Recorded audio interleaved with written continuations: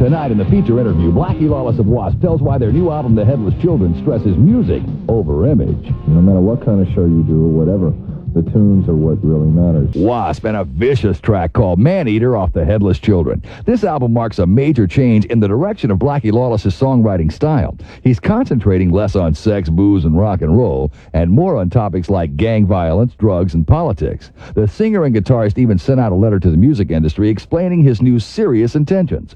Blackie told Metalshop that he's felt strongly about these social issues for a long time, but it was only now that he decided to make his feelings public. I knew I always cared about people, but I didn't think it was any greater than anybody else. I mean, I see injustices and things like that. It bothers me just like it does anybody else. But when I finally stopped, I realized that certain things that I would see on television would bother me more than I thought it did. Every time I'd see somebody, blow up a plane full of people or something like that, or any time you see an injustice done, it would just enrage me. And, I'm the kind of guy, live and let live, and don't screw up the guy next to you. And for so long, somebody asked me the other day, they said, describe yourself in one word. I said, misunderstood. Because nobody's really been able to see what's been going on inside me, in the way I think.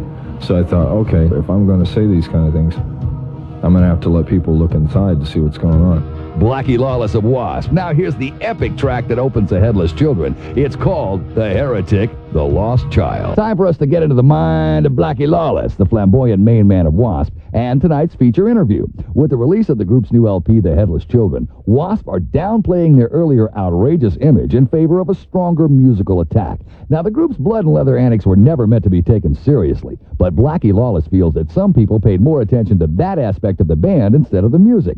Now that Blackie's ready to discard the group's original image for good, Metalshop asked him if W.A.S.P. were meant to shock people in the first place.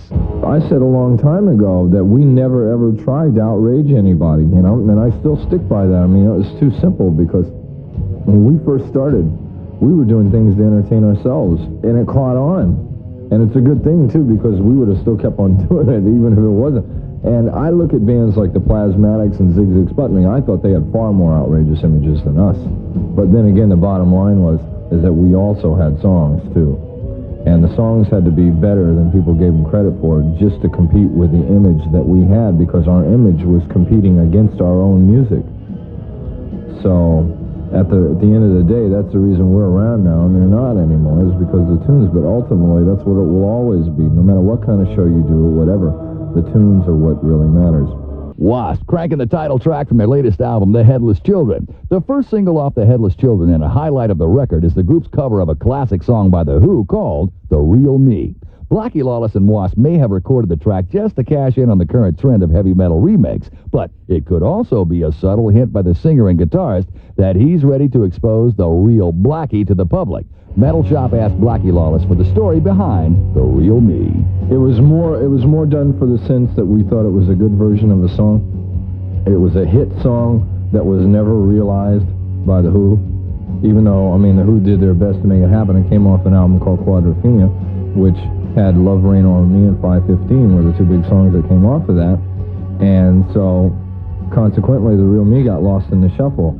Well, for us, it was like having a hit song for free that was never a hit, so it worked good in that sense.